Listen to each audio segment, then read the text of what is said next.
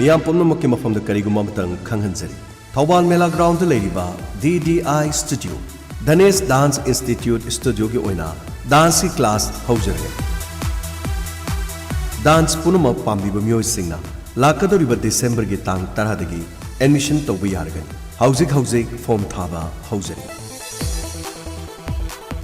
Dance पु खुदाबिबसिंगना 8837339822 अमुक हना 8837339822 हारिबा नंबर से कॉल तौबिदुना कोपा मरोल खंगियो Dhanesh dance institute studio Thoubal Mela ground opposite KK cinema hall लेंसिन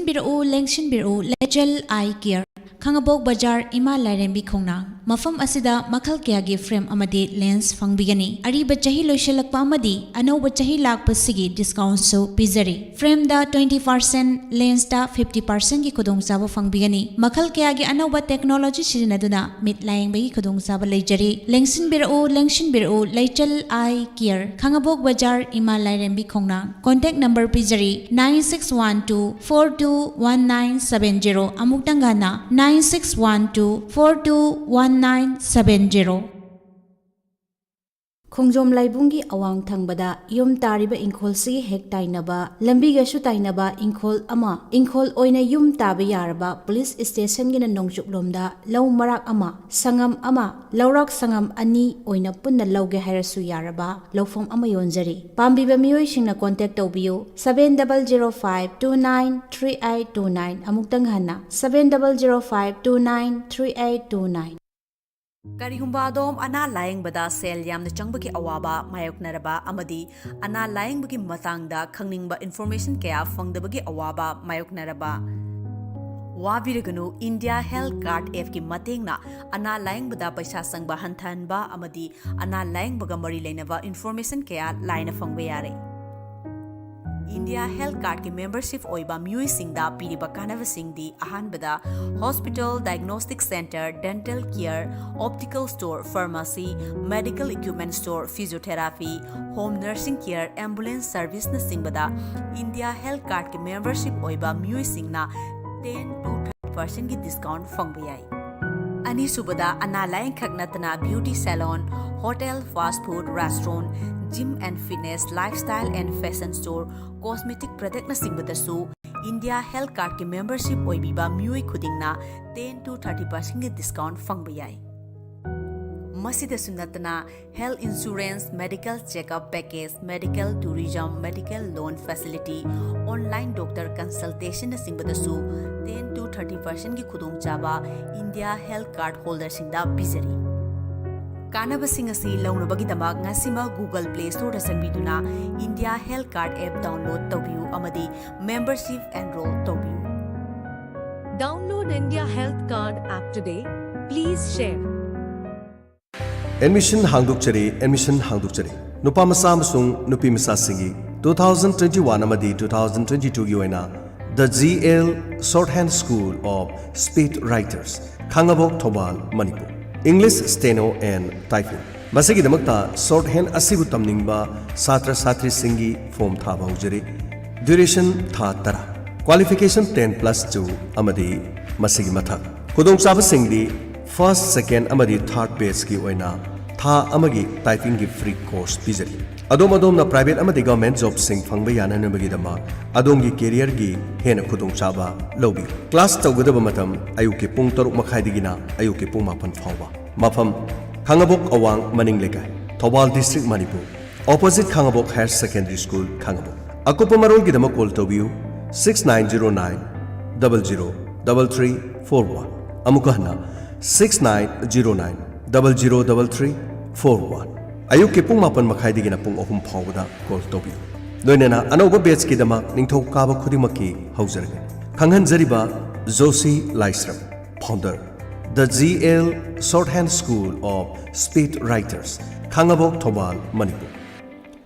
ꯃꯤꯌꯥꯝꯗ ꯀꯔꯤꯒꯨꯝꯕ ꯑꯃꯇꯪ ꯈꯪꯍꯟꯖꯔꯤ ꯃꯗꯨꯗꯤ ꯊꯣꯛꯆꯣꯝ ꯀꯣꯏꯔꯦꯡꯁꯤꯡꯅ ꯍꯧꯕ ꯇꯦꯟꯗꯔ ꯃꯔꯨꯞ ꯑꯁꯤ ꯀꯣꯔꯣꯅꯥꯅ ꯂꯦꯞꯂꯨꯔꯕ ꯃꯇꯨꯡ ꯂꯥꯛꯂꯤꯕ ꯗꯤꯁꯦꯝꯕꯔꯒꯤ ꯇꯥꯡ 15ꯗꯒꯤ ꯍꯧꯖꯔꯒꯅꯤ ꯍꯥꯏꯅ ꯃꯔꯨꯞ ꯃꯣꯍꯣꯔꯤꯅ ꯈꯪꯍꯜꯂꯛꯂꯤ꯫ ꯊꯥꯒꯠꯄ ꯐꯣꯡꯗꯣꯛꯆꯔꯤ ꯁꯥꯄꯝ ꯁꯥꯕ ꯂꯩꯀꯥꯏꯗ ꯂꯩꯕ ꯁꯔꯨꯡꯕꯝ ꯒꯧꯔꯃꯅꯤꯒꯤ ꯈꯣꯡ ꯈ꯭ꯋꯥꯡ ꯈꯨꯠ ꯑꯃꯗꯤ ꯁꯒꯟꯗ ꯃꯐꯝ ꯈꯪꯗꯅ ꯆꯍꯤ ꯑꯃꯔꯣꯝ ꯆꯤꯛꯄ ꯅꯥꯕ ꯇꯧꯔꯝꯕ ꯑꯗꯨ ꯈꯥꯡꯉꯕꯣꯛ ꯄꯥꯠ 3 ꯈꯥ ꯈꯨꯟꯗꯣꯟꯗ ꯂꯩꯕ ꯑꯣꯖꯥ ꯃꯥꯏꯕ ꯊꯣꯛꯆꯣꯝ ꯌꯥꯏꯁꯥ ꯑꯣꯖꯥ ꯑꯁꯤꯅ ꯂꯥꯌꯦꯡꯕꯤꯕꯗꯒꯤ ꯐꯔꯦ꯫ ꯃꯁꯤꯒꯤꯗꯃꯛ ꯑꯣꯖꯥꯕꯨ ꯍꯥꯏꯅꯤꯡꯉꯥꯏ ꯂꯩꯇꯅ ꯊꯥꯒꯠꯄ ꯐꯣꯡꯗꯣꯛꯆꯔꯤ꯫ ꯊꯥꯒꯠꯄ ꯐꯣꯡꯗꯣꯛꯆꯔꯤꯕ ꯁꯔꯨꯡꯕꯝ ꯒꯧꯔꯃꯅꯤ ꯁꯥꯄꯝ ꯁꯥꯕ ꯂꯩꯀꯥꯏ ꯈꯟꯅꯕꯤꯌꯨ ꯇꯥꯅꯕꯤꯌꯨ ꯈꯥꯡꯉꯕꯣꯛ ꯄꯥꯠ 3 ꯈꯥ ꯈꯨꯟꯗꯣꯟꯗ ꯂꯩꯕ ꯑꯣꯖꯥ ꯃꯥꯏꯕ ꯊꯣꯛꯆꯣꯝ ꯌꯥꯏꯁꯥ꯫ ꯀꯣꯟꯇꯦꯛ ꯅꯝꯕꯔ ꯄꯤꯖꯔꯤ 7628965816 ꯑꯃꯨꯛꯇꯪꯒ 7628965816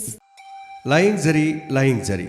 ꯄꯥꯇꯣꯟ ꯃꯦꯃꯣꯔꯤꯌꯦꯜ ꯑꯥꯌꯨꯔꯕꯦꯗꯤꯛ ꯖꯣꯟꯇꯤꯁ clinic Heirok part 3 Champathong road Thoubal district Manipur. ꯌꯨ ꯊꯛꯄꯗꯒꯤ ꯂꯤꯚꯔ ꯆꯥꯎꯊꯣꯛꯄ ꯂꯤꯚꯔ ꯁꯤꯔꯣꯁꯤꯁ ꯑꯣꯏꯔꯛꯀꯗꯕ ꯄꯨꯛ ꯀꯪꯈꯠꯄ ꯃꯤꯠ ꯑꯃꯗꯤ ꯍꯛꯆꯥꯡꯗ ꯍꯪꯒꯥꯝ ꯃꯄꯥꯜ ꯃꯆꯨ ꯀꯥꯔꯛꯄ ꯑꯃꯗꯤ ꯄꯣꯛꯄꯗ ꯉꯥꯏꯔꯤꯕ ꯑꯉꯥꯡꯁꯤꯡꯗ ꯖꯣꯟꯇꯤꯁ ꯅꯥꯔꯛꯄ ꯈꯨꯗꯤꯡꯃꯛ ꯑꯁꯤ ꯃꯇꯝ ꯆꯥꯅ ꯇꯥꯟꯅꯕꯤꯍꯧ꯫ ꯂꯤꯚꯔ ꯀꯦꯟꯁꯔꯗꯒꯤ ꯀꯟꯍꯧꯁꯤ ꯂꯥꯌꯦꯡꯕꯒꯤ ꯁꯦꯜ ꯂꯧꯖꯔꯣꯏ꯫ ꯃꯤꯌꯥꯝꯒꯤꯗꯃꯛ ꯂꯩꯖꯔꯦ ꯊꯣꯛꯆꯣꯝ ꯅꯤꯂꯆꯟꯗ꯭ꯔ ꯁꯤꯡ ꯐꯤꯖꯤꯁꯤꯌꯥꯟ ꯏꯟ jaundice Heirok part 3 Champathong international awardee 2013 Nepal अमदी काठमांडू। अकुप मरोलगीदम कॉल तौबियु 9862498264 लोइनना 8014220728। कबीराज फुंद्रैमयुम जोबेदाबु थागचरी नुंसंग मतम सांगना नाबा चिकप पोंबा मनुंग चंग यादबा ई ताबा तोयना मनुंग चंगनिंगमा ख्वांग नाबा हारिबा खुदिमक असि हिदाक अमुक्तंग थकपदा पुंगफफब ngamle हाइदुना डायमंड रेडियोगी मतेंगना मेदाम फुंद्रैमयुम जोबेदाबु हनहन थागचब फोंदोकचरी। थागचरीबसिंग एमडी नासिरुद्दीन लिलोंग हौरेबी अवांगलेकाय टी जुगेश सिंह कैरक दाम निंगथौजम सोनामिका फुमलो इरोम अचौब सिंह वबगाई तेरा उरक इबोमसा सिंह उचिवा खैराकपम रॉबर्ट सिंह निंगथौखोंग जॉय कुमार साइकोट हाइस्नाम केतुकी चनु थांगा हिस्नाम लेकाय सेसाम गाफर इरोंग सेराय कैनातोंबी उरिपो एम बीरेन सिंह हियांगलम अवांग लेकाय खनबियु तानबियु कबीराज फुंद्रैमयुम जोबेदा मयांग इम्फाल बेंगुल मखा मेन रोड। अकुप मरोल गिदम कॉल तौबियु 9402783274 अमुकहना 9402783274। थौरंगी मखा तारकपदा हौजलान तोक्सरी इंस्पेक्टर तय थौरम मसिगी हंजनबा चनियाक हुंपुतरुक सुबतांकक तामिनसे। अहान ममक्ता द डायमंड रेडियो चैनल की लेट नाइट स्टोरी इंस्पेक्टर तयाई ताबिरिबिसिंगबु जेम्स साइग्रुजमना तरामनोक चुबगलोइनना इकोकनोना खुरुमजरी ngasi mu puduna laksari inspector तयाई चनिगा हुंपुतरुक सुबतांकक संदोकचरिबा थौरम असि हौजिक हिंगलिबा नत्रगा लैखिद्रबा कनागुंबगा करिगुंबा हिरम अमतदा मरी लेनजदी वारिसिंग असि वाखलना सागचबनी मसिदा लाकपा वाकत अखोइना लौजबा ngamjaro क्री नो तावसिबो अस सर इंस्पेक्टर बु लेबिखिब्रा ले सर उनगे हाइब्रा ओ अखोइ कंप्लेन अमता कनागी कंप्लेन होने करीगी कंप्लेन होना कोई गिदना खबर दगे यावबा ओ करीनो न कोई दिंगरांग ना हानेगी थोकपुदु ngasi खलाकुदि नखोइ दि कीब्रा करीनो सर उनगे हाइबना त्रो ले सर मी खरा लाए सर नहानगे फुरगो हुंतो मदुगी और माले सर गमगे संगलो सर अमता संजरकी ओ संबिरो लिंजबिरो फानसी सौकरी से फंबियो ओ फनी सर खबर दसु यावकिबा खम्बा हाइदना सर नहामक फुरगो हुंदोलंबदो सर नहानदगी खबर दे यावरे दु नखोइना अखोइदि कंप्लेन तौब लाक्ति करिगिनो दु कमाय तौबनो फुरी दु कनानो सर इमो हाइदना खोइ खुंगंसगी ख्वाइदगी पैसा पाइबा अदुगा सर ख्वाइदगी सुमी उसितबा मार्क्सी सर अइगी नो खम्बगा मतम अमद थबक पुन्ना तौमिनरमनि खम्बना मु मागी जेसीबी म तोंगाना लेजरगा तोंगान म थिकागी थबक अदुगा खुंगंग असिदा थबक सुगलपनि अदुबु मागी लेरिबा जेसीबी दु नतना ꯑꯇꯣꯞꯄ ꯃꯐꯝꯁꯤꯗ JCB ꯂꯩꯕ ꯌꯥꯔꯣꯏ ꯃꯈꯣꯏꯅ ꯁꯨꯒꯗꯕ ꯊꯕꯛꯁꯤꯡꯗꯣ ꯑꯩꯈꯣꯏꯅ JCB ꯂꯩꯔꯛꯄꯗꯒꯤ ꯁꯨꯔꯤꯕꯅꯤ ꯍꯥꯏꯗꯨꯅ 이나오도부 거우르가 파르가 먹고이네 티는 사선 겁나 푸르가 징콩어도 혼독비럼리버니니 서 마두기 에비덴스 너코이들 리브로 서 에비덴스 하이버부 호스피탈 속투는 레이비 이나오시나 뿌나마 카이르버니 서 하두부 이나오시기 마사키 땅 퍼글럭나 바하이드나 아이코이 노마니니 nga이도는 레이비 서 호직티 마기 마사 크라 퍼글러버니나 아이코이 컴플레인 토브 라이프스니 FIR पानबियु sir माबु Fargo work वतेमबियु sir महाक करिगुम खरदी खुंगंग असिदा तौरे हाइबा खोइसु खां सोइदनमकी अखोइ यंगसिना बताउगी अदुगा मफम असिदा कौरगो खोइ वारी साबा यावरिंगे सर वारी साबा नति सर माना करिगुम केस असिगिदमक सेल पिरगा सर खोइनि यासना खरबदी सर अखोइदि सर यामना निंगमरो सर मदुगिदमकता करिमदा सिंगनब लेबिगन अखोई पुलिस डिपार्टमेंट सेल लौरगा अदुमाइनि गा सननबगी थबक थो अखोई गो वेना तौदि अदुगा अखोइना लेजरबिसि मियामगी दमतन मियामगी पुंसी अमदि मियामगी लन थुम ngaknabagi दमक लैदिबन सेल खरा पिरगे हेता सत्पे याबा पुलिस ऑफिसर तो आइनाथि अदुगा नखोइगी थौदोग अदुगी एविडेंस अखोइदा सु लैरबा अखोइ केस असगे सुमरा थिजन होनगी अदुगा नखोइ खरदि सेक्शन द बियारो नखोइना पुलिस प्रोटेक्शन पामा बसु खदे हायो कोर्ट के मतुंगिना से थारगा नखोई पुलिस प्रोटेक्शन लौब यागनी मरमदी इमुंग अदुगा नखोइगी लंबा पानाबा मतमदा नखोइगी पुंसीदा नखोइगी नयुमदा नुपी अंगांगदा करी करी थोकलबा याय हाइबा खोइना चिंगनबा खरसु लैतबदि नाथि अदुबो माना फाउदना क्याम फाउदेनो आइन मखुत पाइबेरोय लमदम मसिदा पुलिस लेरी आइन लेरी माना तौनिंगबदा तौबा याबा नाथि फरे नखोइ हुजिकिदि यौनबा तौ आइखोइना थाजबा पिरि मरा लेबा महाक मसादि सोइदना मखे खोइना फादना आइन योइना चराक पिने नमगिदमा तंगाइ फदबदो खोइ तौनो होनबि फनि सर याम नुवाइजरे अखोई अमुक चचरुखिगे दुथि फनि फनि असुमना मसिगी मखा तारकपदा खंबा महाकु थीना फुरमबगिदमा इमुंग मनुंगना कंप्लेंट तोरकपदगी इंस्पेक्टर तायबदे महाकि टीम इमोबगी युमदा चटखिरमी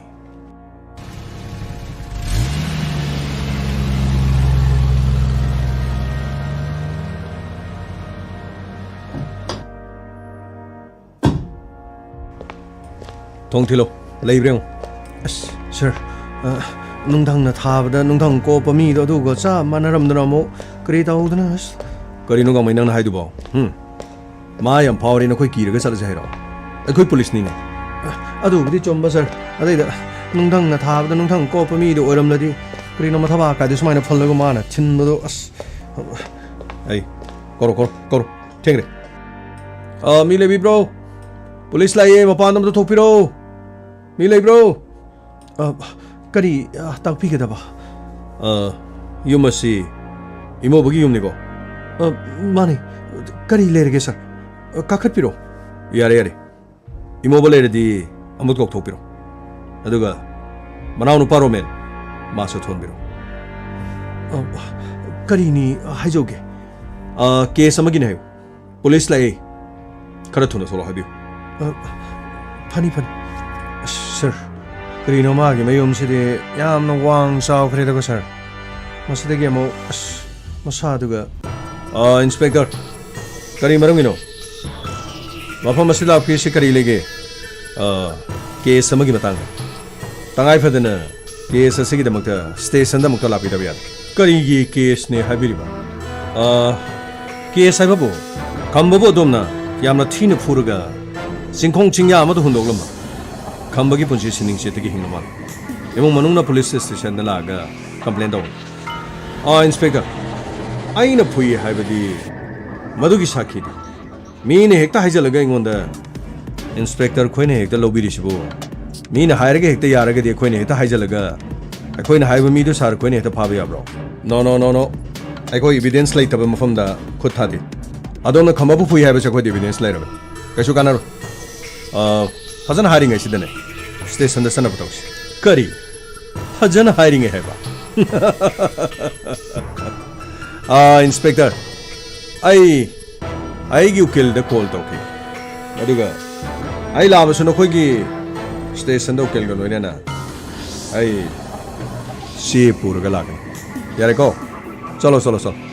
आई होरेन हाक लेरगा लाग सर मागी मोंग सिदि करिनो मी याम उसितब यमो मालेदे सर अखोइना लाइसि फागी तानगनो मिस्टर इमोबा गाड़ी दे काखना बतो अदुगा नानाव नुपा रोमेंस कौथरो नखोइना तौरिबा थबक्तुगी चपचाबा वीडियो फुटेज फाव अखोइदा लेरम करी वीडियो फुटेज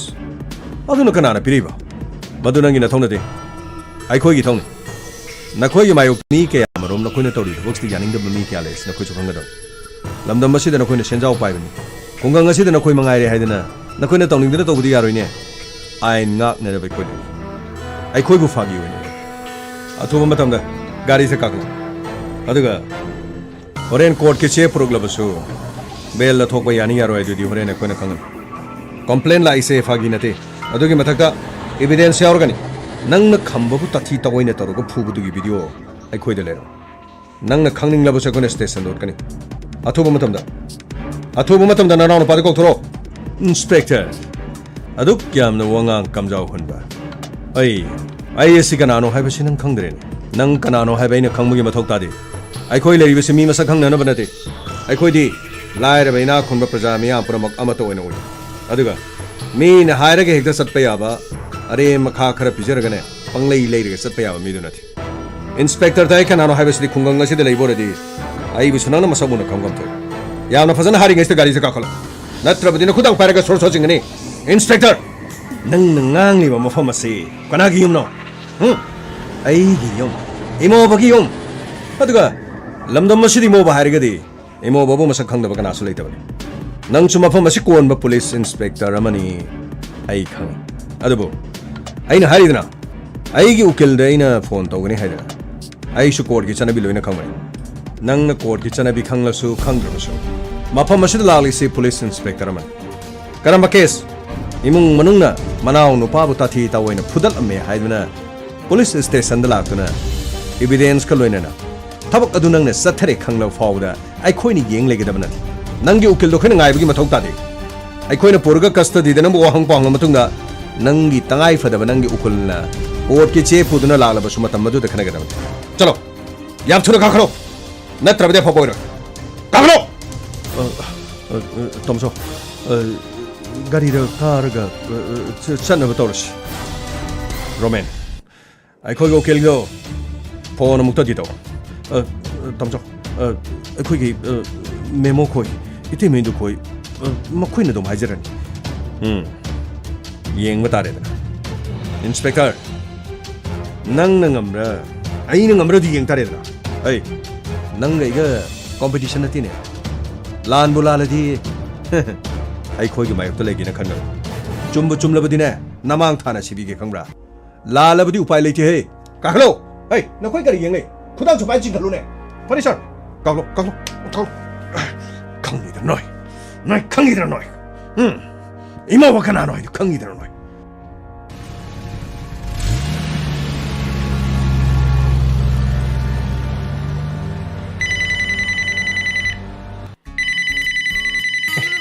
करिनोने तंजा से फोन तोरेसिबो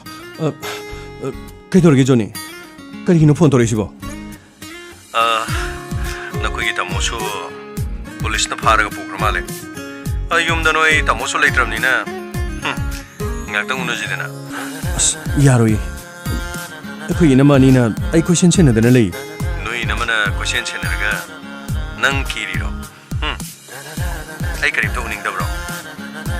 आई वाइ नहानदगी बानी वारी सानाव फंगदे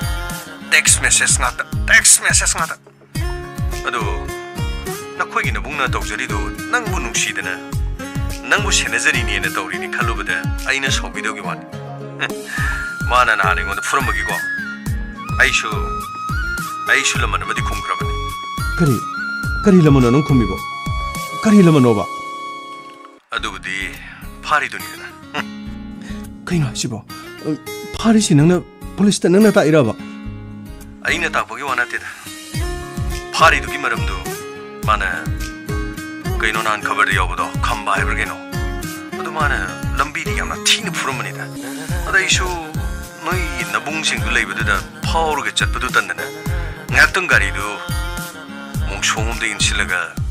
lummaga moina tori thabuktugi mobile de fajana namani dana aduga fajana khamba du phuruga khabar de sining chitta kaino ꯅꯣꯏꯒꯤ ꯇꯥꯃꯣꯅ ꯐꯨꯕꯗꯅꯤ ꯑꯗꯨ ꯈꯕꯔꯗꯒ ꯌꯥꯎꯔꯛꯑꯦ ꯃꯗꯨꯗꯒꯤꯗꯤ ꯑꯩꯅ ꯏꯟꯁꯄꯦꯛꯇꯔ ꯇꯌꯥꯏꯗ ꯚꯤꯗꯤꯑꯣꯗꯣ ꯑꯩꯅ ꯃꯣꯏꯒꯤ ꯋꯥꯆꯞꯇ ꯑꯩꯅ ꯊꯥꯖꯤꯟꯕꯅꯤꯗꯅ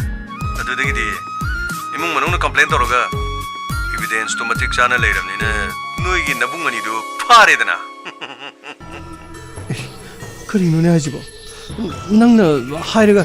ꯐꯥꯍꯜꯂꯤꯕ ꯑꯣꯏꯔꯦꯀꯣ ꯑꯗꯨꯗꯤ ꯅꯪꯅꯅꯦ ꯈꯪꯉꯗꯤ ꯑꯃꯨꯛ ꯍꯦꯟꯅ ꯌꯥꯔꯔꯣꯏ ꯀꯔꯤꯒꯤꯅꯣꯕ ꯅꯪ ꯀꯩꯗꯧꯕ ꯌꯥꯎꯔꯤꯅꯣꯕ ꯊꯕꯛꯁꯤꯗ ꯅꯪ ꯀꯩꯗꯧꯕ ꯌꯥꯎꯔꯤꯅꯣꯕ ꯔꯥꯅꯤ ꯖꯣꯅꯤꯒꯤ ꯊꯃꯣꯏꯕꯨ ꯀꯥꯏꯅꯅꯕ ꯅꯪꯒꯤ ꯅꯕꯨꯡ ꯑꯅꯤꯅ ꯍꯣꯠꯅꯔꯤꯕ ꯅꯈꯣꯏꯒꯤ ꯏꯃꯨꯡꯗ ꯂꯩꯕ ꯅꯈꯣꯏꯒꯤ ꯅꯅꯝꯃ ꯑꯅꯤ ꯂꯩꯕ ꯌꯥꯗꯕ ꯑꯩ ꯀꯔꯤꯒꯤꯅꯣ ꯍꯥꯏꯕ ꯈꯪꯗꯦ ꯑꯩꯅ ꯃꯇꯤꯛ ꯆꯥꯗꯕꯒꯤ ꯑꯣꯏꯔꯝꯕꯗꯤ ꯌꯥꯏ ꯑꯗꯨꯕꯨ ꯑꯩꯅ ꯃꯈꯣꯏꯒꯤ ꯃꯐꯝꯗ ꯀꯔꯤꯃꯇ ꯂꯥꯛꯈꯤꯕ ꯂꯩꯇꯦ ꯑꯩꯅ ꯅꯉꯣꯟꯗ ꯃꯤꯅꯝꯈꯤꯕꯁꯨ ꯂꯩꯇꯦ ꯑꯩꯅ ꯅꯉꯣꯟꯗ ꯅꯝꯊꯥꯛ ꯇꯧꯕꯒꯤ ꯋꯥꯁꯨ ꯂꯩꯇꯦ ꯑꯗꯨꯕꯨ ꯑꯩꯕꯨ ꯅꯨꯃꯤꯠ ꯑꯗꯨꯗ ꯅꯪꯒꯤ ꯅꯕꯨꯡ ꯑꯅꯤꯅ ꯐꯨꯔꯝꯕ ꯑꯩꯅ ꯀꯩꯗꯧꯉꯩꯗ ꯀꯥꯎꯒꯗꯕ ꯅꯠꯇꯦ ꯀꯩꯅꯣ ꯍꯥꯏꯁꯤꯕꯣ ꯅꯪ ꯑꯩꯈꯣꯏꯒꯤ ꯇꯥꯃꯣꯒ ꯑꯩꯈꯣꯏꯒꯤ ꯇꯥꯇꯣꯟꯒꯁꯤꯕꯨ ꯅꯪꯅ ꯌꯥꯝꯅ ꯌꯦꯛꯅꯔꯕꯒꯤ ꯋꯥꯔꯣ ꯌꯦꯛꯅꯕ ꯌꯦꯛꯅꯗꯕꯒꯤ ꯋꯥ ꯅꯠꯇꯦꯅꯦ ꯃꯣꯏꯅ ꯅꯥꯟꯊꯣꯏꯗꯨ ꯀꯩꯅꯣ ꯑꯩꯅ ꯅꯪ ꯅꯨꯡꯁꯤꯕ ꯌꯥꯗꯕ꯭ꯔꯥꯕ ꯑꯩꯅ ꯀꯔꯤ ꯑꯁꯣꯏꯕ ꯇꯧꯈ꯭ꯔꯒꯦ ꯃꯣꯏꯅ ꯑꯩꯕꯨ ꯌꯥꯝ ꯌꯦꯛꯅꯕꯒꯤ ꯃꯔꯝ ꯀꯔꯤꯅꯣ ꯃꯣꯏꯅ ꯑꯩꯕꯨ ꯐꯨꯔꯝꯕ ꯑꯗꯨꯒ ꯂꯝꯕꯤꯗ ꯃꯈꯣꯏꯅ ꯈꯝꯕꯕꯨ ꯑꯃꯨꯛ ꯁꯤꯅꯤꯡ ꯁꯤꯠꯇ ꯐꯨꯔꯝꯕꯗꯨꯗꯤ ꯃꯗꯨ ꯅꯝꯕ ꯚꯤꯗꯤꯑꯣꯗꯨꯗꯤ ꯑꯩꯅ ꯄꯨꯂꯤꯁꯇ ꯄꯤ ꯇꯥꯕꯅꯦ ꯀꯩꯅꯣꯅꯦ ꯃꯣꯏꯅ ꯁꯤꯗ ꯉꯥꯡꯅꯔꯤꯁꯤꯕꯣ ꯔꯥꯅꯤꯒ ꯖꯣꯅꯤꯒ ꯑꯣꯏꯔ ꯃꯥꯜꯂꯦꯅꯦ ꯋꯥꯔꯤ ꯁꯥꯟꯅꯩꯁꯦ ꯈꯪꯗꯦꯀꯣ ꯑꯩꯗꯤꯅꯦ ꯃꯗꯨꯅ ꯃꯔꯝ ꯑꯣꯏꯔꯒ ꯅꯪꯕꯨ ꯇꯥꯃꯣ ꯆꯧꯅ ꯁꯨꯡꯅꯨꯡ ꯅꯨꯡꯁꯤꯔꯔꯣꯏ ꯅꯪꯅꯅꯦ ꯍꯥꯏꯕꯗꯨ ꯈꯪꯉꯗꯤꯅꯦ ꯃꯄꯣꯛꯁꯤꯃꯒꯤ ꯃꯣꯏꯅ ꯌꯥꯔꯔꯣꯏꯕ 이나만이시네 따라서 낭군에 숭야이 하러로 하시네 라니 까나가노 와리사네 두보 이나마 이마나비니 나마나비 까나노네 이마나비 산디하니 오 MSP 디사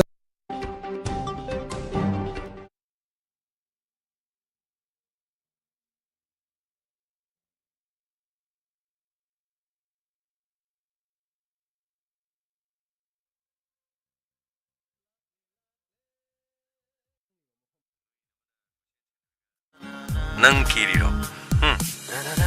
ꯑꯩ ꯀꯔꯤꯝꯇ ꯎꯅꯤꯡꯗꯕ꯭ꯔꯣ ꯑꯩ ꯋꯥꯏꯒꯦ ꯅꯍꯥꯟꯗꯒꯤ ꯏꯕꯥꯅꯤ ꯋꯥꯔꯤ ꯁꯥꯟꯅꯕ ꯐꯪꯗꯦ ꯇꯦꯛꯁ ꯃꯦꯁꯦꯖ ꯉꯥꯛꯇ ꯑꯗꯨ ꯅꯈꯣꯏꯒꯤ ꯅꯕꯨꯡꯅ ꯇꯧꯖꯔꯤꯗꯨ ꯅꯪꯕꯨ ꯅꯨꯡꯁꯤꯗꯅ ꯅꯪꯕꯨ ꯁꯦꯟꯅꯖꯔꯤꯅꯦꯅ ꯇꯧꯔꯤꯅꯤ ꯈꯜꯂꯨꯕꯗ ꯑꯩꯅ ꯁꯥꯎꯕꯤꯗꯧꯒꯤ ꯋꯥꯅꯤ ꯃꯥꯅ ꯅꯍꯥꯟ ꯑꯩꯉꯣꯟꯗ ꯐꯨꯔꯝꯕꯒꯤꯀꯣ ꯑꯩꯁꯨ ꯂꯃꯟ ꯑꯃꯗꯤ ꯈꯨꯝꯈ꯭ꯔꯕꯅꯤ ꯀꯔꯤ ꯂꯃꯟꯅꯣ ꯅꯪ ꯈꯨꯝꯃꯤꯕꯣ ꯀꯔꯤ ꯂꯃꯟꯅꯣꯕ ꯑꯗꯨꯕꯨꯗꯤ ꯐꯥꯔꯤꯗꯨꯅꯤꯗꯅ ꯀꯩꯅꯣ ꯍꯥꯏꯁꯤꯕꯣ ꯐꯥꯔꯤꯁꯤ ꯅꯪꯅ ꯄꯨꯂꯤꯁꯇ ꯅꯪꯅ ꯇꯥꯛꯏꯔꯕ ꯑꯩꯅ ꯇꯥꯛꯄꯒꯤ ꯋꯥ ꯅꯠꯇꯦꯗ ꯐꯥꯔꯤꯗꯨꯒꯤ ꯃꯔꯝꯗꯨ ꯃꯥꯅ ꯀꯩꯅꯣ ꯅꯍꯥꯟ ꯈꯕꯔꯗ ꯌꯥꯎꯕꯗꯣ ꯈꯝꯕ ꯍꯥꯏꯕ꯭ꯔꯥ ꯀꯩꯅꯣ ꯑꯗꯨ ꯃꯥꯅ ꯂꯝꯕꯤꯗ ꯌꯥꯝꯅ ꯊꯤꯅ ꯐꯨꯔꯝꯕꯅꯤꯗ ꯑꯗ ꯑꯩꯁꯨ ꯅꯣꯏ ꯅꯕꯨꯡꯁꯤꯡꯗꯨ ꯂꯩꯕꯗꯨꯗ ꯐꯥꯎꯔꯒ ꯆꯠꯄꯗꯨ ꯇꯟꯗꯅ ꯉꯥꯏꯍꯥꯛꯇꯪ ꯒꯥꯔꯤꯗꯨ ꯃꯣꯡꯁꯣꯡ ꯑꯃꯗ ꯏꯟꯁꯤꯜꯂꯒ lummaga moina tori thabaktugi mobile da fajana nambanidana aduga fajana khamba du phuruga khabar da shining chitta kaino noi tamona phubadani adu khabar da yaure madudagi deina inspector tayai da video doina mogi whatsapp da thajan banidana adudagi de imung manung na complain toroga evidence to matik chana leiramnina noi gi nabung ani du pharedana 그리노네 하지고 낭나 하이르가 파할리고 어리고 아두디 낭나니 강아디 아무케네기 알아로이 그리기노바 낭께도 야우리노바 타박시데 낭께도 야우리노바 라니 저니기 터무이고 까이네나바 낭이 나봉아니노 호나리바 너코기 몽들레이바 너코기 나나 머니 네이브 야다바 아이 그리기노 하이바 강디 아이나 마틱 차다버기 오람바디 예도 아이나 뭐코기 모폼도 그리미다 락키블레티 아이는 너무도 미남키부스 레이티 아이는 너무도 남탁 도보기 와스 레이티 어더부 아이부는 밑 아두다 낭긴 나붕은 이는 푸른바 아이는 그 동네도 가고다만 나티 그이노 하시보 낭 거기다 뭐가 거기다 돈 것이고 낭나 얌나 얘나라 보기 와로 얘나다 보기 와나티네 뭐이나 나토 두게노 아이는 낭 시비야다 브라보 아이는 거리 수비도 그러게 뭐이나 이보 잡 연어 보기 말은 거리노 뭐이나 이보 푸른바 어더가 lambi da mukhoina khambabu amuk sining sita phurumbududi madan number video du deina police pi daune kainuni Moina सिदा ngangnarisibo Rani ga Johnny ga urmale ni wari sanaisi khangdi ko aidine maduna maramuraga nangbu tamo chongna sungnung siraroi nangna ne haibadu khangadine mapoksimagi moini yararoi ba inama ni sina taraso nangbu ne sungya yararoi haisini Rani kana gano wari sanai dubo inama imanabi ne namanabi kana no ne imanabi sandhya ne o phone du tham krabro sandhya wari dem to pai gi ne tham khri inama horing hale ga muk toro wari ngak sanai ni da moi gi manam ma hingsa bi jung phogale ne muk thammagi horing muk sare ga da nang no ji wari sabada aina tabada wari sari ba mi de soidena ma ke Johnny orangan nang na haiba wada nang na tori boire akhoi gi tamo song na sunga yara ro haiba wafam si kari wari no inama sum phone torok podo inama khoi tamo khoi khangladi ma bu yara ro ina sum haibani Rani nangi na bung ani pha khra phawda nang na Johnny bo dong kankhatana leiribani nangi na bung ani na nang bu thawai de gi hena nungsije akhoi na su nang bu pumina bi chanu pi de gi hena lu na taw adubu nabung ani na awa ba tara ba phawda tawri ba thabak tu Johnny na mateng pangmani haibasi khangna akhoi da mu ninam liro phare adudi aseng bu du khangdrasu akhoi su wafam si nangi na bung ani yong na ba tamage ko inama natiba inama se ai kari mata taba pamde nangi nathamoi do masak mana khang nabung ani degi sunang na lamlan badun hena luna khal hai ba khoi loina khangi ko adubu wafam ase akhoi di tumina leiroi maramdi iwai puroi bada minam ba hai ba se akhoi di isor da minam bangang baga chap mana ga dori kari gumba khara Johnny na handaki matang asida tawre hai ba se khoina khangabani na wafam ase di aibu lo selo hai ba di nangi namadi ngamoi ko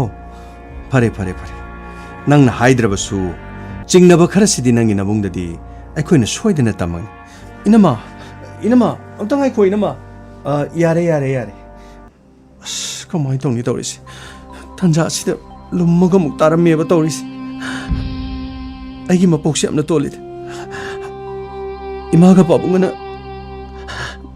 aibu karigino ibungani gi maraksida sumna huntok piramisi makoina luna tobi hai babu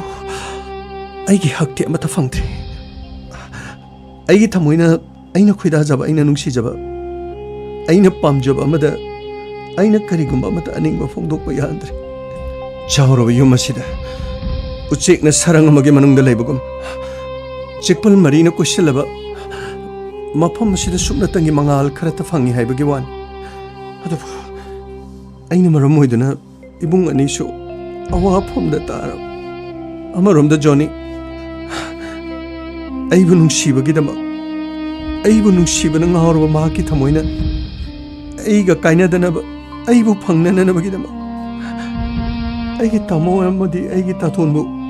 Johnny gi yengna ba mu hoirabra maraka sidana aina kari atu gaina manamok wafamasi tasuga tatonga da tamkhagana kari ai kari togani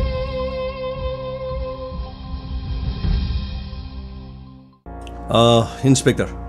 che sang punamak sida leizari court ki chasing imobaga romen ga mokhani gi belgin wafam ase ukil chai bel da budi kon ayaba piragasu somna khangjan bigedabam hauji si khamba hari ba mi si hospital la paisa yamna chang sining chitani mana imobana phuraga mokhoi machin manau na singhong dong to mis tabaga sida kana yauri aduga kana kari gidamak aduga kari gidamak imobana khamba bu phu ba chei ba tokkibano haibagi matang chisu wafam ase koi wahang pa hundriba adubu mafam si yobada ngai adomna court ki che pu bana hal oi inspector madunang ina thong nate imo bana si bhoba ran ba thobam da tawdri lekai khungang si chalaga loina hango yum thong khodimakta imo ba khana no haibu imo ba ina lekai khungang si gi mateng pa ma tani ai seng na harabadi lamdam masigi leiriba aikhoi gi khungang praja miyam gi di ishora magumani aduna ꯑꯩꯕꯨ ꯅꯪꯅ ꯃꯐꯝ ꯑꯁꯤꯗ ꯐꯥꯕꯗ minute 5 ꯐꯥꯅ ꯅꯪꯒꯤ ꯀꯁꯇꯗꯤꯁꯤꯗ ꯂꯩꯒꯗꯕ ꯃꯤ ꯅꯠꯇꯦ ꯑꯗꯨꯒ ꯏꯟꯁꯄꯦꯛꯇꯔ ꯏꯃꯣꯕꯗ ꯁꯤꯡꯅꯕ ꯍꯧꯔꯕꯗꯤ ꯀꯔꯤꯒꯨꯝꯕ ꯑꯃꯠꯇ ꯀꯥꯟꯅꯔꯣꯏ ꯑꯁꯤꯕ ꯍꯥꯏꯕꯁꯦ ꯃꯤ ꯑꯃꯒꯤ ꯄꯨꯟꯁꯤꯗ ꯑꯃꯨꯛ ꯈꯛꯇ ꯊꯣꯛꯄꯅꯤ ꯑꯃꯨꯛ ꯈꯛꯇ ꯇꯥꯡꯅ ꯊꯣꯛꯄ ꯊꯕꯛ ꯑꯁꯤ ꯃꯤ ꯑꯃꯒꯤ ꯄꯨꯟꯁꯤꯗ ꯀꯔꯝꯕ ꯃꯇꯝꯗ ꯊꯣꯛꯍꯟꯒꯗꯒꯦ ꯊꯣꯛꯍꯜꯂꯣꯏ ꯍꯥꯏꯕꯁꯨ ꯏꯃꯣꯕꯅ ꯃꯨꯟꯅ ꯑꯗꯨꯝ ꯈꯪꯏ ꯑꯗꯨꯕꯨ ꯅꯪꯒꯤ ꯃꯐꯝ ꯑꯁꯤꯗ ꯅꯪꯅ ꯌꯨꯝꯗꯒꯤ ꯑꯩꯕꯨ ꯅꯝꯗꯨꯅ ꯄꯨꯔꯛꯂꯕꯁꯨ ꯑꯩꯅ ꯂꯥꯛꯈꯤꯕꯗꯨ ꯅꯪꯕꯨ ꯀꯤꯕꯒꯤ ꯅꯠꯇꯦꯍꯦ ꯑꯩꯒꯤ ꯇꯤꯛ 이군도 ꯈꯪꯍꯟꯒꯦ ꯍꯥꯏꯗꯨꯅ ꯑꯩꯅ ꯅꯪꯒꯤ ꯃꯐꯝ ꯑꯁꯤꯗ ꯂꯥꯛꯈꯤꯕꯅꯤ ꯎꯀꯤꯜ ꯁꯥꯍꯦꯕ ꯁꯤ ꯑꯗꯨ ꯅꯤꯡꯊꯤꯖꯅ ꯎꯍꯟꯕꯤꯌꯨ ꯑꯩꯕꯨ ꯃꯐꯝ ꯑꯁꯤꯗ ꯃꯍꯥꯛꯅ ꯑꯩꯉꯣꯟꯗ ꯏꯔꯥꯟ ꯁꯤꯖꯜꯂꯒ ꯈꯝꯕ ꯐꯨꯕꯒꯤꯗꯃꯛꯇꯅꯤ ꯍꯥꯏꯗꯅ ꯃꯥꯅ ꯑꯩꯕꯨ ꯃꯐꯝ ꯑꯁꯤꯗ ꯄꯨꯗꯨꯅ ꯂꯥꯛꯏ ꯍꯣꯏ ꯏꯃꯣꯕ मोबाइल असिदा यारुबा वीडियो असिना साकिनी खंब्रा अखोई अरानबदा खुद खक थादे ताओ सी यंगो यो मुन्न नमित अदुना वीडियो सी यंग अदुगा ngang लिबसे ताओ अदुगा अइना हाबसे यादा तारगदि नंगे अफबा करीम तोरoi नंगे थबक मसा मसुदुदो खने कलकपो याना अदुबो कनाना नखोइदि खोइने सेम्बिरखिबनि अदुगा ओनसिलगा अखोइगी थबक मुल्लगा अखोइबो हाननबा अखोइबो सिनबो होनबदो मदुना lupa amatang phangasu ani phangasu manga phangasu kanana nam akhoi lening ede kana amatana maduda tika gi thabak sing de season ari gari sing se akhoi gi gari natar kanam gi gari sina biaroi na koi thabak suge so alamda mi atopalam da chalaga suru so khangabra kanana nam liba video yambo handak ki study losinjaraga ain haibese nang kari musite nang kari musite ain haibese usit thoi da ba nang ain nang sikana Toki lang, ayun na, to hayo dito, hayo na nang yate kayo. Yate kayo lang. Usit tayo na ba? Ay, nagkatay ka. Haki do rin eh. Mobile sina. Wasay din nambi ba? Matik sina, saki oy na ba? Usit tayo ba? Ay, yaro, to hayo di. Yate ka na. Tajo, suy ngam jaw ni. Hey, tumi na! usit toy da ba makibong takpinaga yonglaga usit da ba duga ay mayokta 시르니들아 patana name masina saki oere gana khangni dana noi tojo amta toshi turge salaga takri shiura bro video asi uraba natro ukil sahib tasena khamba mahana phubani aduna ngasi mahak bel da satkhrabasu aikoi de leribi evidence se kono court mugulaga amuhana mahapuri arrest torga wahang pahang na bagi aikoi na soidan honagan matamadu dadi bel yaro hai inspector kana de lokap tu thongji sasara ngolo akoi yam thuna ukil sahib che du loidri bana ne akoi manung sta kyam koi liyo hai bano loirani bungo yargadi sir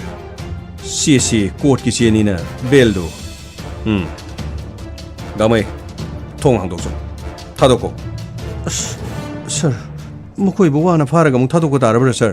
gamai aina harba si tone pani sir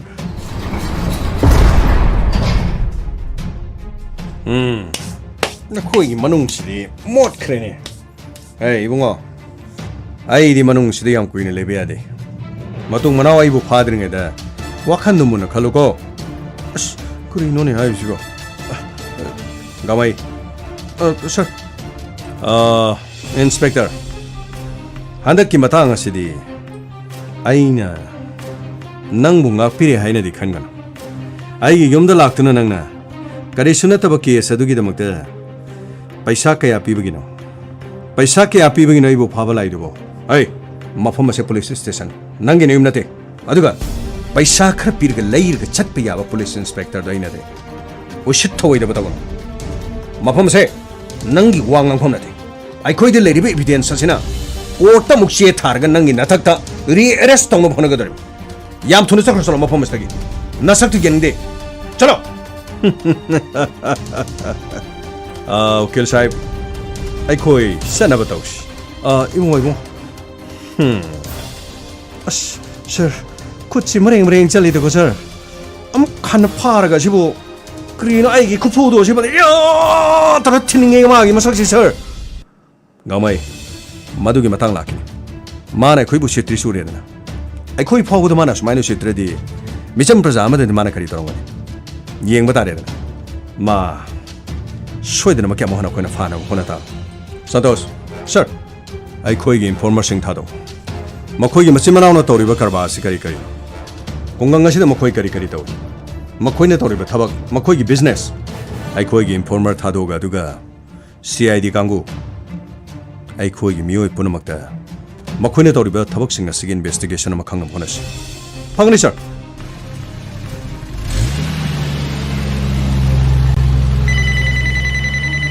ꯑꯩ government ꯒꯥꯔꯤꯗꯣ ꯑꯝꯇ ꯈꯥꯝꯃꯣ ꯑꯣ hello ꯀꯔꯤ ꯇꯧꯔꯤꯅꯣ ꯃꯣꯏ ꯇꯥꯃꯣꯆꯧ ꯂꯝꯕꯤꯗ ꯂꯥꯛꯄꯤꯔꯕ ꯅꯠꯇ꯭ꯔꯣ ꯊꯥꯗꯣꯛꯄꯤꯔꯕ ꯅꯠꯇ꯭ꯔꯣ ꯎꯀꯤꯜꯗꯤ ꯂꯣꯏꯅ ꯊꯕꯛ ꯃꯥꯏ ꯄꯥꯏ ꯑꯩꯈꯣꯏ ꯑꯃꯨꯛ ꯍꯟꯅ ꯕꯦꯜꯗ ꯊꯣꯔꯛꯏ ꯕꯦꯜꯗ ꯊꯣꯔꯛꯄꯅꯤꯅ ꯀꯦꯁꯁꯤ ꯂꯣꯏꯕꯗꯤ ꯅꯠꯇꯦ ꯑꯗꯨꯕꯨ ꯀꯅꯥꯅ ꯑꯩꯈꯣꯏꯕꯨ ꯇꯥꯛꯁꯟꯕ ꯑꯩꯒꯤ ꯚꯤꯗꯤꯑꯣꯒꯤ ꯏꯕꯤꯗꯦꯟꯁ ꯑꯃ ꯄꯤꯔꯛꯏꯕꯁꯤꯅ ꯀꯅꯥꯅ ꯄꯤꯔꯛꯏꯕꯅꯣ ꯍꯥꯏꯕꯗꯨ ꯊꯤꯕ ꯑꯃ ꯆꯪꯏ ꯑꯩꯈꯣꯏ ꯂꯝꯕꯤꯗ ꯂꯩꯔꯤ ꯌꯨꯝꯗ ꯂꯥꯛꯅꯕ ꯇꯧꯒꯦ ꯌꯨꯝꯗ ꯂꯥꯛꯑꯒ ꯋꯥ ꯈꯟꯅꯁꯦ ꯃꯣꯏ ꯇꯥꯃꯣ ꯁꯥꯎꯗꯤ ꯁꯥꯎꯕꯤ ꯍꯩꯅꯨ ꯀꯔꯤꯅꯣ ꯁꯥꯎꯒꯅꯣ ꯍꯥꯏꯔꯤꯁꯤꯕꯣ ꯔꯥꯅꯤ ꯀꯔꯤ ꯇꯧꯔꯒꯦ ꯌꯨꯝꯗꯒꯤ ꯆꯦꯟꯈ꯭ꯔꯕ꯭ꯔꯣ ꯑꯗꯨꯒꯤ ꯋꯥ ꯅꯠꯇꯦ ꯍꯟꯗꯛꯀꯤ ꯃꯇꯥꯡ ꯚꯤꯗꯤꯑꯣꯒꯤ ꯃꯇꯥꯡꯁꯤ ꯑꯩꯈꯣꯏ ꯔꯥꯅꯤꯒ ꯈꯪꯅꯕ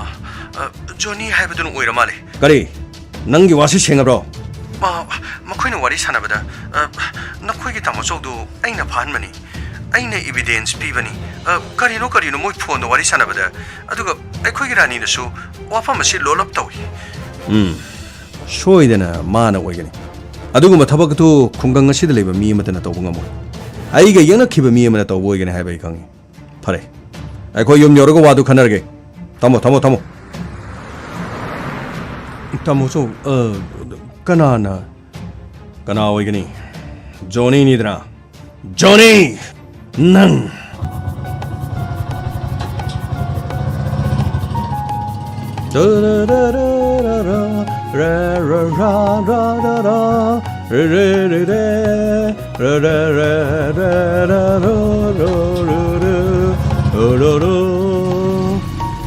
ꯑꯩ ꯑꯁꯤꯗ ꯒꯥꯔꯤ ꯊꯧꯈ꯭ꯔꯤꯕꯁꯦ ꯖꯣꯅꯤ ꯒꯥꯔꯤꯗꯨ ꯇꯥꯅꯣ ꯃꯥꯒꯤ ꯇꯨꯡꯗ ꯇꯥꯅꯣ ꯉꯁꯤꯗꯤ ꯈꯨꯠ ꯑꯁꯤꯗ ꯂꯥꯏꯁꯦꯟꯁ ꯀꯟꯗꯨ ꯌꯥꯎꯒꯦꯅꯦ ꯄꯨꯂꯤꯁ ꯁ꯭ꯇꯦꯁꯟꯗꯒꯤ ꯂꯥꯛꯑꯝꯗꯕ ꯑꯣꯏꯔꯕꯗꯤ ꯈꯪꯒꯗꯕꯅꯦ ꯀꯔꯤꯅꯣ ꯑꯁꯤ ꯒꯥꯔꯤꯁꯤꯅ ꯌꯥꯝ ꯀꯟꯅ ꯇꯥꯟꯅꯔꯛꯏꯁꯤꯅ ꯀꯔꯤꯒꯤꯅꯣ ꯇꯥꯟꯅꯕ ꯑꯣꯏꯔꯤꯔ ꯀꯔꯤꯅꯣ ꯃꯣꯏ ꯃꯕꯨꯡꯗꯨꯗꯤ ꯐꯥꯈ꯭ꯔꯗꯥꯏꯅꯦ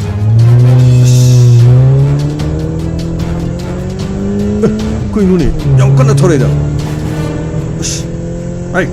ꯈꯥꯃꯣ ꯒꯥꯔꯤꯗꯨ ꯈꯥꯃꯣ ꯈꯥꯃꯣ ꯅꯪꯅ ꯄꯨꯂꯤꯁꯇ ꯚꯤꯗꯤꯑꯣ ꯄꯤꯕ ꯅꯠꯇ꯭ꯔꯣ ꯄꯨꯂꯤꯁꯇ ꯚꯤꯗꯤꯑꯣ ꯄꯤꯕ ꯅꯠꯇ꯭ꯔꯣ ꯅꯪ ꯌꯥꯝ ꯐꯥꯎꯔꯦꯅꯦ ꯅꯪ ꯃꯉꯥꯏꯔꯦ ꯑꯩ ꯀꯅꯥꯅꯣ ꯈꯪꯗꯦ ꯏꯃꯧꯕ ꯀꯅꯥꯅꯣ ꯈꯪꯗꯦ ꯅꯪꯅ ꯀꯌꯥꯝ ꯐꯥꯎꯗꯅ ꯑꯩꯒꯤ ꯃꯥꯌꯣꯛꯇ ꯂꯩꯕ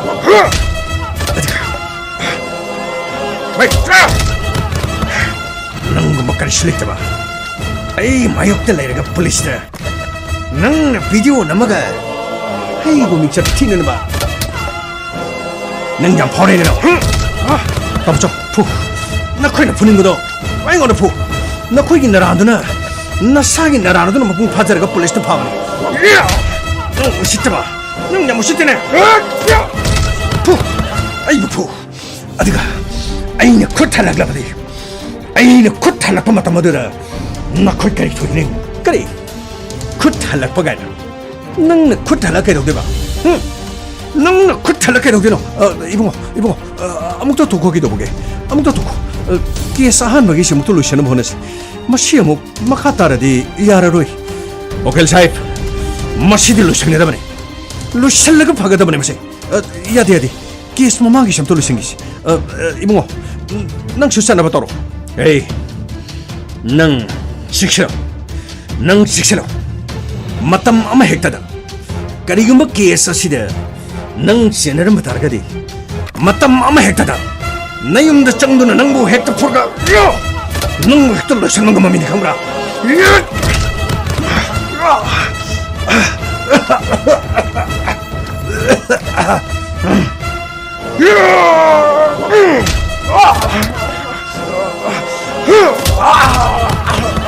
Yari, ibu yari si betari.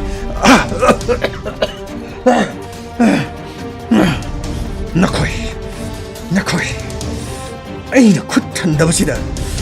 Nakoi.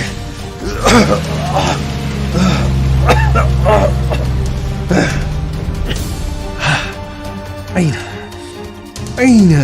rani yang dulu kut tanda nalai ba. Ipai pugi. Ani nak disuri. Om nak subuh tadi. Johnny kan orang itu. Saya tidak kangen gani. Kena lagi bagi Krino ne. So anda nak case ne Krino nung thang na thab dan nung thang kopa mi bagi case sama payar bagi ne Krino. Santos na Krino mi kera thadok tu na sarana hai bagi di Krino tahu pun male. As kang dia dah. Kri hai ke dalam kang dia dah. Pau bami siam lagi go. Pesa pai bami sediko kongang doso dom lagi dom pesa bu pai ada di mi sing se Krino. Pai raga tham bada ge sa ole hai dena pesa hai bani hai go. Oja dana bi lai samna de do main hai do bu. Krino kang de pai raga tham bada ge sa olak bada pesa on bada mi so sa on me yaw ba jala kang de ni. Krino mo khoi na gunda so yam na taw bu si bu ma si gi mi si bu Krino kang de da. As isa se nungai phong kang de go. Mi ne ga khra lak cha khra de tum ba so ja de. Krino kang de ai ding rang de ma di phuning ma ko. Ko chi breng chat pani nei ne. Ya taw ning ba sai ge khu pu do taw ning ba ko. Sa du bu pai lai ti. Kha ngwe.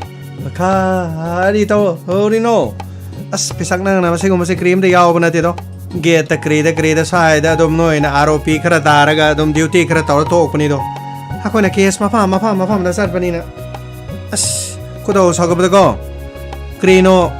mi phuning ma na kha ma ngam de da. Ka hari ki mi pho ning no ai ji bo ha mi am na pho ning ga ka asta di da lai ba mi da sa anga ga pho ro so da na as adu ya da ba gi ni ne Krino ne na mo bisa nung thang na tha ba da mi do nung thang oi na ko pe hai ra ga Krino ma sa ga do ma tho ba tu smai na phol ga ko o smai na mi ga je chop thin ma ne ko ha do ma di wa ngang se am na saung hol le koไอ้ค่อยเตะโซมาน่ะอุสิตนะง่ายค่อยเตะนี่ก็มาข้าสิก็มาคุตุแปลกนัวแล้วก็ข้างบ่ดูดิอัสมาดูค่อยเตะนี่ก็สันโตสตอร์ก็Krinoอินฟอร์เมอร์ตอร์ก็มากิมารำดะKrinoทีรีให้มาดูตัวมินดิโตไอ้ดูดิก็อัสเยงบ่ตาดิแกนตาดินะนุ่งไอโฟนข้างเดียวได้ซาสิก็เด็ดกันเลยติกำไมเอ้ยสันโตสกรีตอร์บ่เราเนี่ยสมเด็จสารกิมรักตัวสังจิโลเนี่ยรีพอร์ตขัดตามุสลอเนี่ยเป่าเครื่องเลยเราฮะครีปรองเนี่ย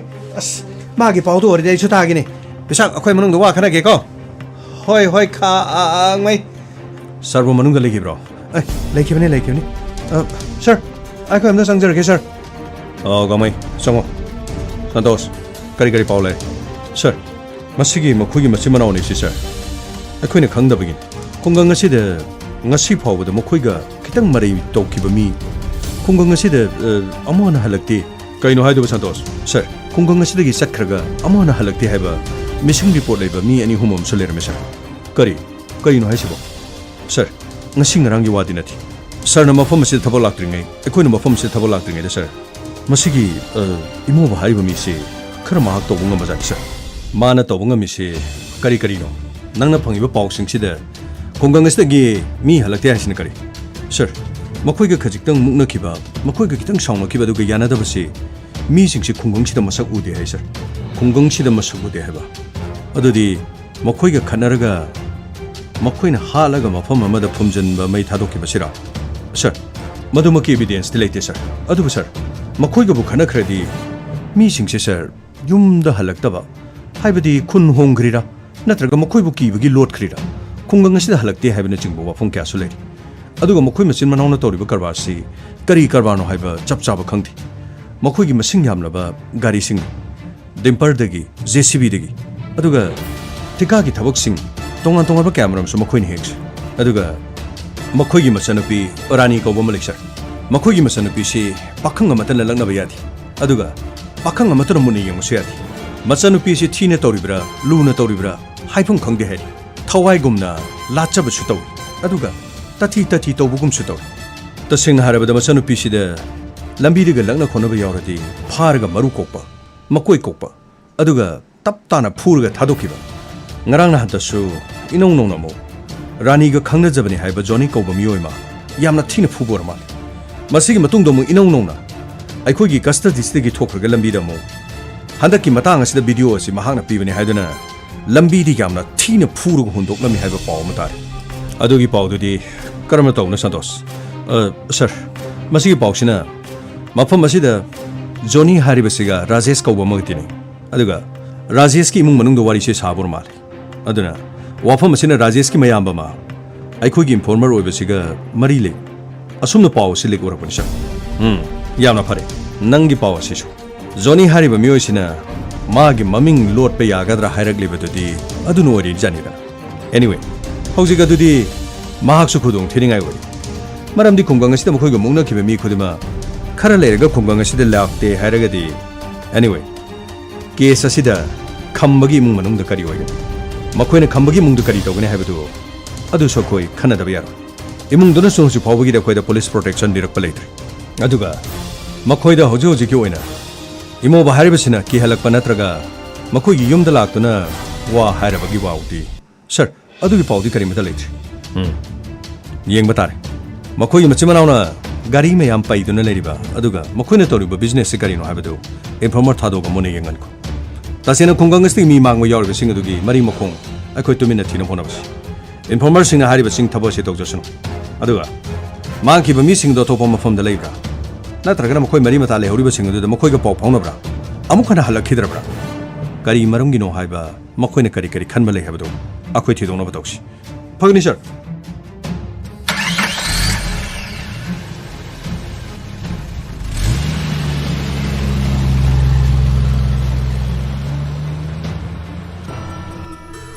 Oi, nokoi kana kana lege? Nokoi kana kana le? Amudo tolo. Khamba. Nang adum leuko, nang hogolakano. Nayam bai thoki. Aiga kari kari no aiga haina bai abado hainaki. Tajo. Chinyam no khumunu ko tajo. Yani yani.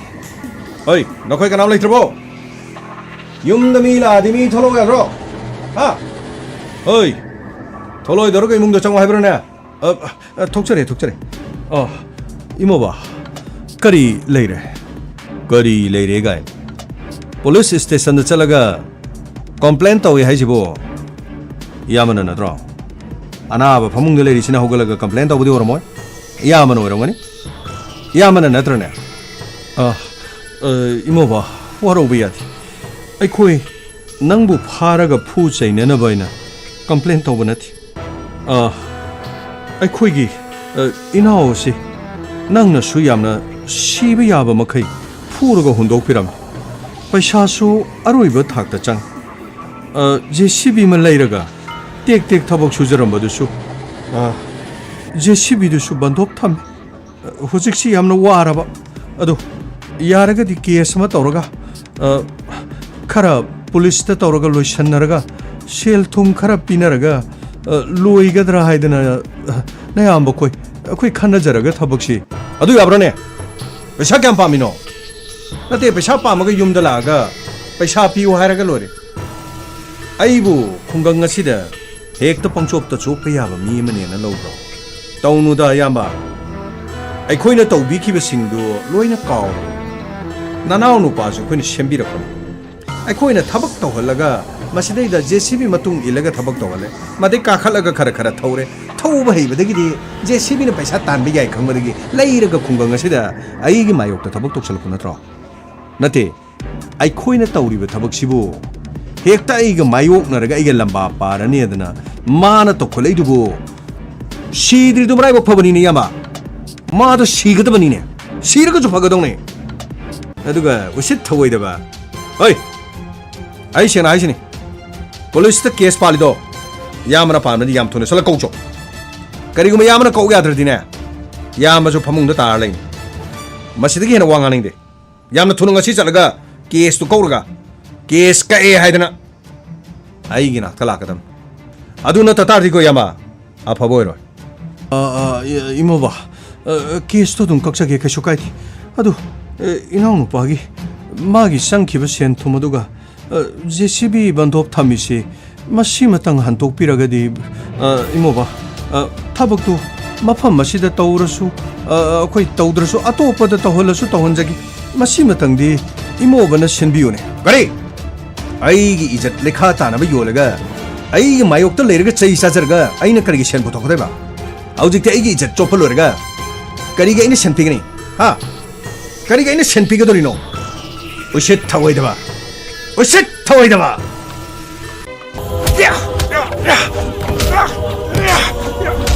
तोकिता दवा लेना लेना दवा लेना लेना अदगा कमोई कमोई फूगा फगदबनी असिगुमचे फूगा फगदम sir मैं याना फूबदे sir I जो किति याउजाउगे sir I गे होना बिदो किता ताउगे सर या आया यारे यारे गामै ngako tharo masam madu pairga chingtharo matung manau tawdana ba fani sir ya tawgida yare mane maku aduda paw se tamurabadi mamong nu piesina tawram libine haina khalubada Bobby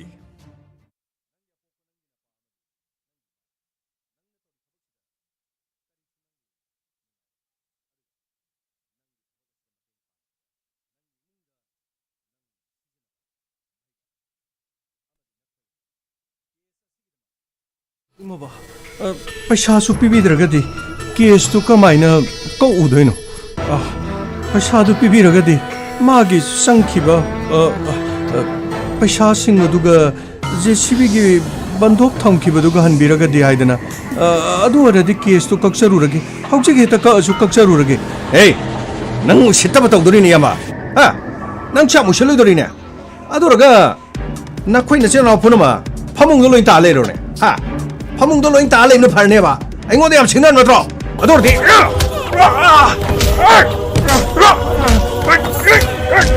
असे चोइना अइगी मायोक्ते case Panba case पानजिनो case पानजिनो अइ मुसित थोइदबा ननाउ नु पान गुंडा तोरगा अइ मुसित थोइदना नखोइ मंगारे नौरसे पैसा गायना अइ मुसितबा अइ करा खंगरा इमोबा ने खंगरा केस कक्केरा कवरा केस कक्केरा कोइनो नंगसो ननाउ नु पान फमुंग तारिबा सिकुमना तारो हे केस कक्के हेब्रा कोइ हेब्रा सचको केस सचको ताजो मिलो येंगनारि ताजो सिओ पुलिस तमनरदि ए लेकाइ इसि येंगनि मिसिं मफम मसिदा लागा इना तौरगसिंग पुलिस तमबे यारोय नखोइ पुन मखंजलो उसित थोइदबा कमदो यामा नथोय तो कनबिरबने याम थुना चलगा पुलिस की मनाक्ता चलगा केस अदु का के हेदना अइगी नाक्ता लाकदबने अदु नत्रदि फमुंग तादन लेरिबा ननाउ नु पासे चंगछल लगाइ नमु नंगोद फुरी बसिदगी सरुक अनि हेन फुगने थोइ उसित थोइदबा चलो गाड़ी थरो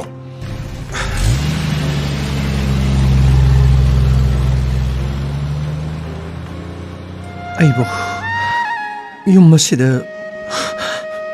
ꯑꯁꯨꯝꯅ ꯁꯨꯛ ꯋꯥꯅ ꯂꯩꯒꯗꯕꯒꯤ ꯁꯔꯨꯛ ꯌꯨꯝ ꯑꯁꯤꯗ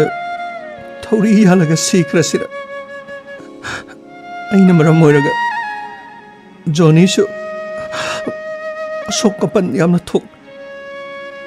ꯑꯩꯕꯨ ꯌꯨꯝ ꯑꯁꯤꯗ ꯊꯧꯔꯤ ꯌꯥꯟꯗꯨꯅ ꯁꯤꯈ꯭ꯔꯁꯤꯔ ꯑꯩ हिंगनिंद्रे आई हिंगनिंद्रे इबुंगो इंस्पेक्टर लेबिखिब्रा करी तौब्रा करी अमुक तौरे करीनो माय मिट कायदो लोइना ग्रीन कार गा लापर करीनो तौरिसिबो इबुंगो इंस्पेक्टर बो लेबिखिब्रा ले लाक्यो सोमदा लाक्यो सिदा चंबियो इबुंगो अमता संजरखि तादा करीनो माय मिट कायदोदी लोइना तौरिदुबो खुद कायदुना कइनो फी बेंडेज येलगा तौरिदुबो कइसु तौदे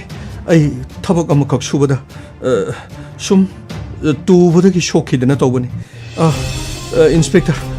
अखोइगी खंबगी मागी केस तो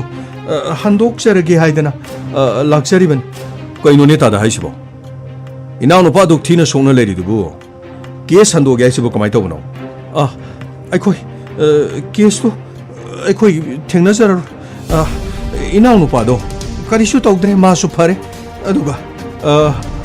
मागी सोक नाब पनबदु पैसा खरा हंजन बिगद्राइना अहानबदे अखोइना खलंबनी अदु हौजिक पैसा सु तिंग तिंगद्रे अखोइ जेसीबीदो बंदोक थमगा लायेंग जबन अदुसु अखोइ करीमता हाइजररो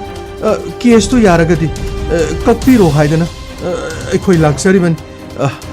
यारे अखोइ केस तो अखोइ करीमता अखोइ हाइजररो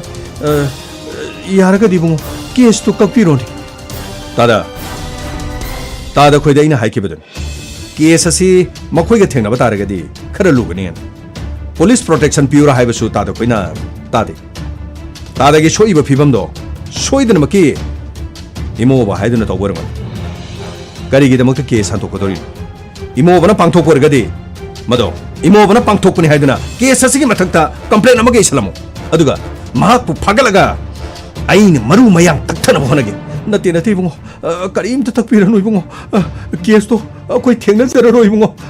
यारगदी केस तो कक्थत पिरो करीमता दादा अचुम्मगे दमक लेपियोदा दादा इबुंगो अचुम्मगे दमक लेपो इ पामजद्रे बुंगो कक्पीरो बुंगो कक्पीरो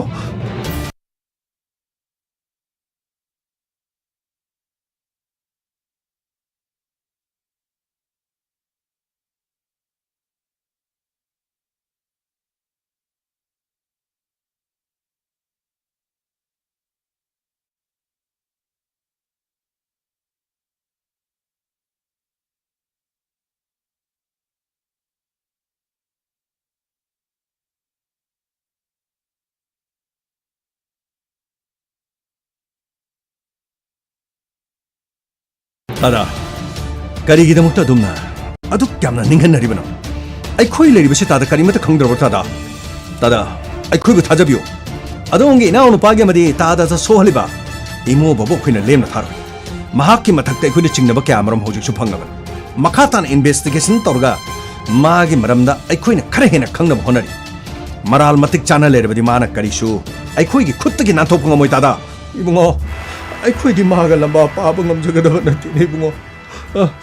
इनाउ नुपादो फमुंगदा लेरिबा इनाउ नुपादो करिगुंबा केसी हंदोक्त्रबदि सोंझलगा इनाउ नुपादो हेना अवाब तानगने हाइबुंगो केस तो कपगी चे दुमतगा पिबिरो आई मंगोंदा मधुमतगा उसरुगे नत्रगदि बुंगो अखोइ युमदा लेबे यारोइदोरि बुंगो फरे तादा से चेसी मंगोंदा उलो अदुगा तादा खोइना केसे हंदोक्लबसु तादा करीमता खनबिगन अदुगा तादाना निंहनबिरबदि करमना माइ पाकनि अदोंग इमुंगदा थोरिबा अवाबा पुनमदु मतौ करमना थेनगदोरि तादा मंगोंदा पिरिबा चे असिदि नमथाके चेनि अदुबो तादागी केस असिदि मफम असदगी कगो अदुगा तादा मसिदा तादन होय हाइबिरम तादगी अचुंबा अरानबदो अखोइना पुथोंनबा सोयदन होनजगे पिरिबा चेदुना तादगी पुंसिदा अपनबा थोक्तनबगी ओहेलसि अदुगा तादा केस असि मखा थेंगनबगी अयाबदि तादा पिबियुने तादा फरेबुंगो मदुना मुक करी थोलक्कदोरिबा करीमता खनबिरोन अरानबा मखोइगुंबसे मखोइ थेंगननबगी दबतने खोइ लेरिबसे महाकि मरमदा अचुंबा करिनो अरानबा करिनो हाइबा खोइ यामना कन्ना थिरि अदुगा केस खरा सोखोइना मागी मथक्ता फंग मसे ꯊꯕꯛꯇ ꯑꯣꯏꯅ ꯑꯣꯟꯊꯣꯛꯅꯅꯕꯒꯤꯗꯃꯛꯇ ꯇꯥꯗ ꯑꯩꯈꯣꯏ ꯀꯟꯅ ꯍꯣꯠꯅꯖꯔꯤꯕꯅꯤ ꯈꯖꯤꯛꯇꯪ ꯈꯥꯡꯕꯤꯌꯨ ꯇꯥꯗ ꯑꯗꯨꯒ ꯃꯥꯒꯤ ꯃꯊꯛꯇ ꯆꯞ ꯆꯥꯕ ꯆꯩꯔꯥꯛ ꯑꯗꯨ ꯄꯤꯅꯅꯕꯒꯤꯗꯃꯛꯇ ꯍꯣꯠꯅꯁꯤ ꯇꯥꯗ ꯐꯔꯦ ꯏꯕꯨꯡꯉꯣ ꯑꯗꯨꯗꯤ ꯑꯩ ꯆꯦꯁꯤ ꯃꯉꯣꯟꯗ ꯑꯃꯨꯛꯇ ꯄꯤꯖꯔꯨꯈꯤꯒꯦ ꯀꯌꯥꯗ ꯉꯛꯈ꯭ꯔꯕꯅꯣ ꯑꯍꯜ ꯑꯁꯤꯕꯨ ꯑꯃꯨꯛ ꯐꯨꯗꯨꯅ ꯃꯍꯥꯛꯅ ꯀꯦꯁ ꯑꯁꯤ ꯍꯟꯗꯣꯛꯍꯟꯅꯅꯕꯒꯤꯗꯃꯛ ꯍꯣꯠꯅꯔꯤꯕꯅꯤ ꯁꯟꯇꯣꯁ ꯁꯔ ꯏꯃꯣꯕꯒꯤ ꯃꯊꯛꯇ खरा कन्न तखलगा अचुम सेंग पुथोनब याम थुन होनसै थाने सर लाकले लाकले इंस्पेक्टर तैयार तैयार तैयार लाकले लाकले लाकले लाकले इंस्पेक्टर तैयार तैयार तैयार उठनबा कनबीनाबा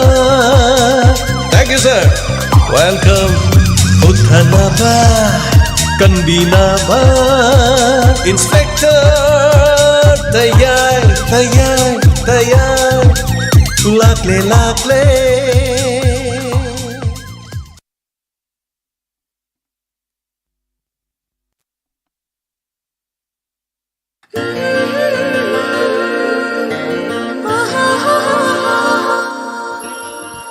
हनन थागचरी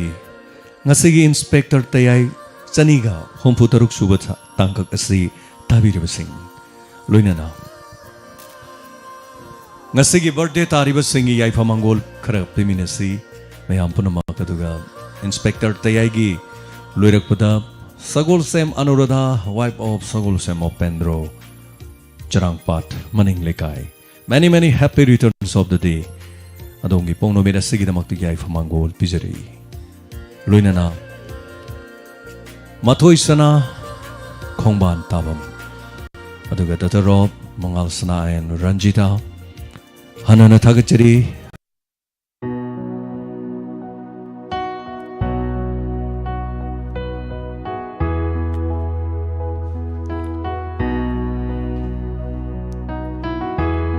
hanana thagachari ngasigi inspector tayai chani ga hombo taruk shubha tangkak repeat hanjin jaba thorom asibu tabiri basing hani halitana thagachari ngasigi inspector tayai anoba tangkak ngasigi pung 13 makai tarak matam ja chop chana miyamda khudul tamjag loinana mathangi thoromda isaigi khonthang tangkak ase muktaminasi next page amada miyamu ngaijarangi maraga sida 10 break amatang logjagi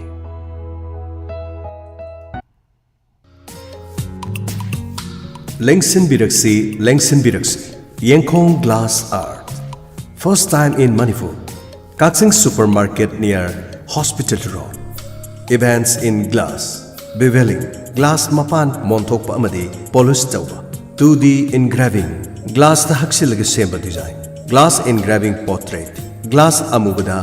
migi saktam hakba crystal texture design kayaga loinana makrik tahunba design kayaga loinarba glass ki partition amadi thonau sing sagyeng mingsen gi design sing loinana aquarium na chingba glass dining table center table design and beveling glass tamakun hudba wall shelf corner shelf and totally glass making book slabs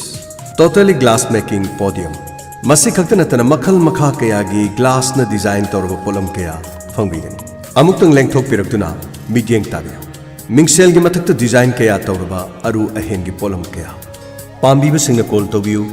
8474938081 amadi 8171228756 Yengkong Glass Art Kaksing Supermarket near Hospital Road